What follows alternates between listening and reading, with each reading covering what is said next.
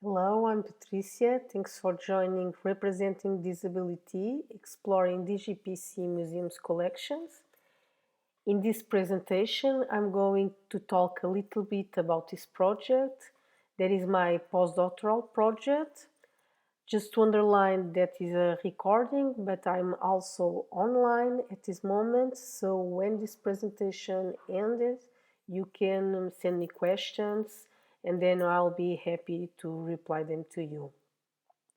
So during this presentation, I'm going to talk about my postdoctoral project. I'm going to talk a little bit about the DGPC, the General Directorate for Cultural Heritage, that was the Portuguese institution that hosted my postdoctoral project. I am also going to show a set of objects representing disability that belong to some museums' collections of DGPC. And to conclude, I'm going to address two questions. First, why disability representation matters, and secondly, why museums should explore disability representations. So, about my project, this is a project founded by FCT, the Portuguese Agency for Science and Technology, and it is hosted by two institutions, the Faculty of Arts of the University of Porto and the DGPC. So when I started to think about developing this research, I had in mind that disabled people are one of the largest minorities in the world, although they remain underrepresented in most museums exhibitions. And when they are represented, they are often represented through negative stereotypes around their identity. And this kind of representation have a huge impact on the way our society interacts with disabled people, creating them many situations of discrimination and oppressions through their lives. But I also knew that museums have an enormous potential to change the way our society sees disability by exploring the potential of its collections to create more positive meanings around disabled people's identity. So, with this project, I had in mind the idea of mapping a set of objects representing disability in the context of Portuguese museums, and I also had in mind the aim of analyze and explore some of that objects with the purpose of developing new ways for museums professionals to explore disability representation according to the contemporary concepts of disability. So to tell a little bit about DGPC, this is an institution under the administration of the Portuguese state, being responsible for managing the cultural heritage in Portugal and for developing and implementing museums' national policy. DGPC is in charge of managing about 50 national museums located in different areas of the country with collections of different origins, periods of time, and themes. Just for knowledge, these are some images of each museum. We have the National Museum of Archaeology, Ancient Art, Contemporary Art, Ethnology, Music, Theatre and Dance, etc.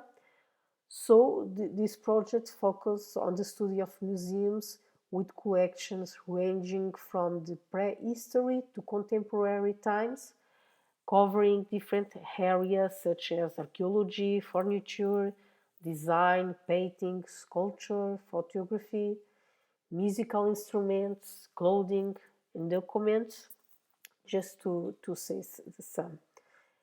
Um, and like the collections are diverse, I had to find a link between them, which in this case was the disability element.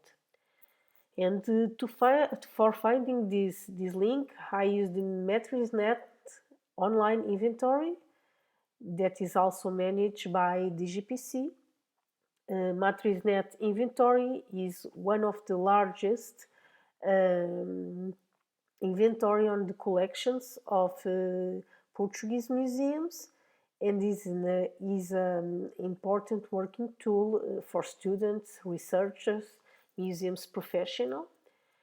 And it works like a search engine for the collections, allowing us to search the collections in a transversal way through a historical period, a type of collection, a museum, an author. Um, and I started my search in a simple way. I placed the word blind.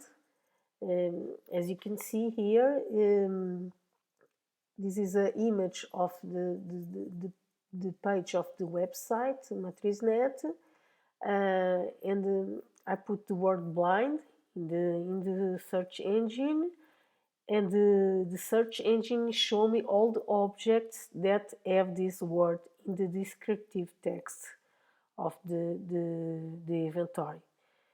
Here you can see a blind man in the painting and the Portuguese word cego, that means blind, in the text.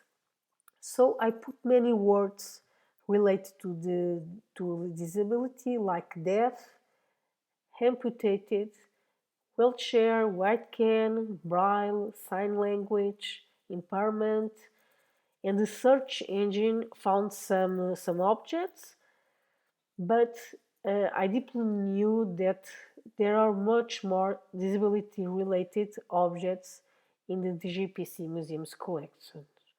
I just wasn't putting the right words.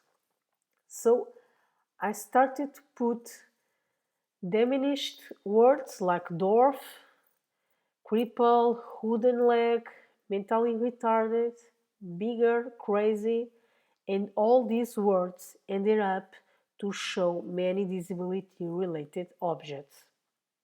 Totally, I found about 150 objects, such as objects with a disabled person, like a photo, like a photo, such as objects that were used by a disabled person, like a musical instrument, or objects that were made in respect of a disabled person, like ex voto, that is a votive offering to a saint. Now I'm going to show you some other examples. First,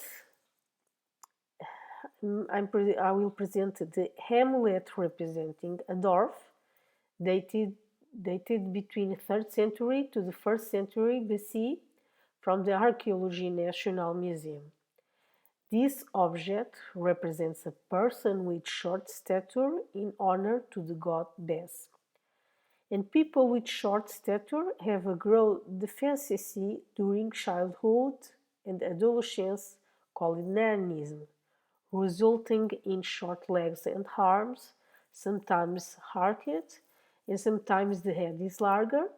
And for that very reason, the visual representations of the god Bed are stereotyped with the very concrete objective of highlighting the physical aspects that characterize a person with nanism.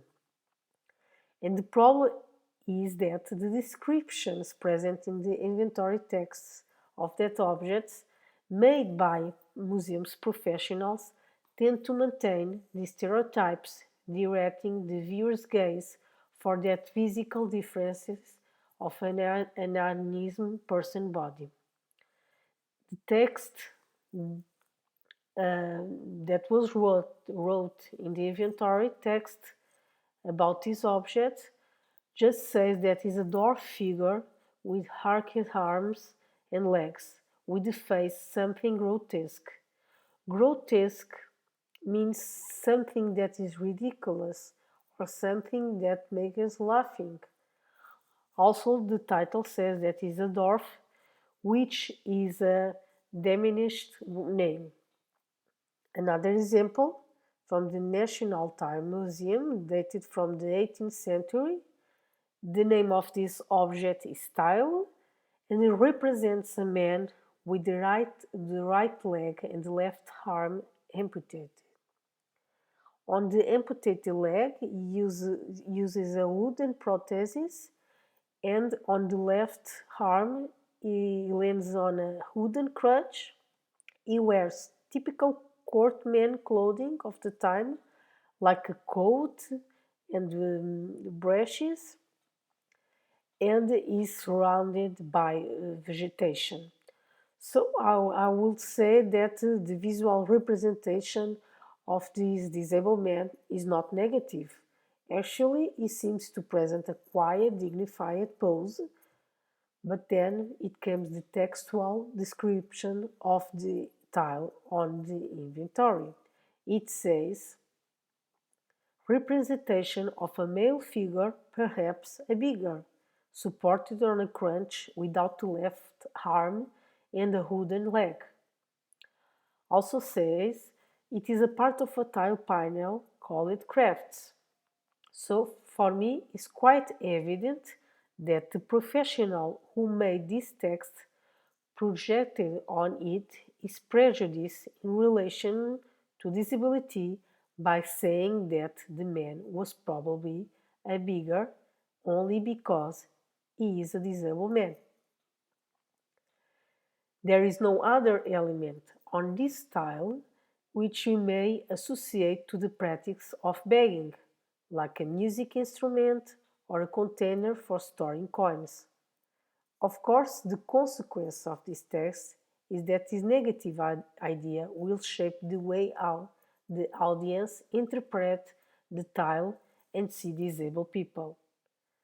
So, according to the image, especially the way he's dressed, I would ask, could this man be a former war soldier?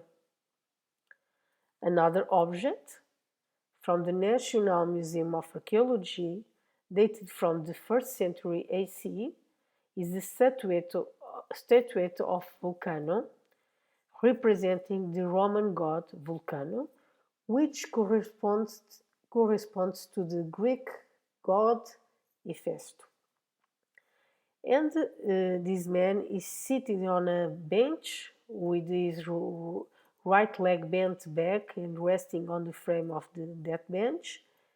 Vulcano had the profession of blacksmith and goldsmith. Also, he has one leg longer than the other, making him limp. And the fact of limping made him the god popularly known for his disability, resulting in a very negative life story, being considered the ugliest of all gods, being abandoned by his parents, Jupiter and June, and later by his wife, Venus. And the importance of these life stories marks a possible historical trajectory in the ways in which the atypical human body is framed within the cultural imagination of the Western world. The story of Vulcano and Hephaestus is actually the expression of an oppressive and discriminatory culture around disability which starts since ancient Greek times and whose influence was preponderant in the way how the meaning of disability was developed in the Western culture and still persists today. And despite this important life story around disability and this God, and the object itself physically represents Vulcan's disability, as you can see, he has a bent back leg and a slight twist in his trunk. The inventory's descriptive text does not relate this object with disability. And this omission ends up having a negative impact on the knowledge built about disability by making it history invisible, erasing it from our collective memory, ending up disconstructing and invalidating the identity of a disabled god. In the GPC Museum's collection, there are also objects that represent historical personalities who contribute to our culture, such as the Portuguese romantic writer Feliciano de Castilho, who became blind when he was 6 years old. And these objects uh, represent this personality, give museums the possibility of generating new exhibitions, new pedagogical repertories that explore, for example, the impact that blindness had on his work. Um, in fact, unlike most writers of his time, he studied by ear and dictated all of his literary work. These objects, representing Feliciano de Castilho, are an example of how the development of new interpretations about disabled personalities ended up recognizing their presence and its contributions in society, offering to the audience, with and without disability, positive image of these personalities, creative and successful workers in their area. And now, to conclude, I will make two questions. First, why disability representation matters. And to answer this question, I will quote Hall, who says, above all, cultural meanings are not only in the head. They organize and regulate social practice, influence our conduct, and consequently have real practical effects. It is by our use of things and what we say, think, and feel about them, how we represent them, that we give them a meaning. In part, we give objects, people, and events meaning by the frameworks of interpretation which we bring to them. In part, we give things meaning by how we use them or integrated them into our everyday practice. In part, we give things meaning by how we represent them, the words we use about them, the stories we tell about them, the image of them we produce, the emotions we associate with them, the ways we classify and conceptualize them, the values we place on them. And thinking about the way how the cultural meaning of disability has been produced over time and the role of disability representation in the production of that meaning is extremely important. I would even say it is the conceptual key to understanding why disabled people have been socially discriminated and oppressed. But the most positive part of this idea is that if the cultural meaning of disability results from our social conventions, then it is not fixed and it can be changed. And this idea leads us to the second question. Why should museums explore disability representation? Museums exhibits addressing cultural story of disability, its past, present, and future are rare. In that, this social group has been made invisible as if its heritage was not part of our common history and disabled people were not part of our humanity. On the other hand, disability representations in museums' collections have been developed by people without disability to transmit certain messages to the majority of people through the use of stereotypes and not truly translating the experience of disability in the real world. For this reason, museums that explore disability representation will contribute to counteract the social disqualification associated with it, developing new cultural meanings about disability and new social practices. Also, the exploration of disability representation will empower disabled people, giving them a new identity conscious. So, objects in museums' collections that represent disability should be seen as a source of knowledge and pride, as well as an opportunity for museums to diversify their audiences and the stories they publicly tell. Museums that reveal untold stories about their collections will more easily ensure their long-term relevance. Finally, I want to end this presentation introducing you one of the results of my research, the ebook representing disability in museums, imaginary and identities, that has the participation of some international academics. You can download it on the website of my postdoctoral project. You also have my personal email if anyone wants to keep in touch. Thank you very much. I'm available for questions.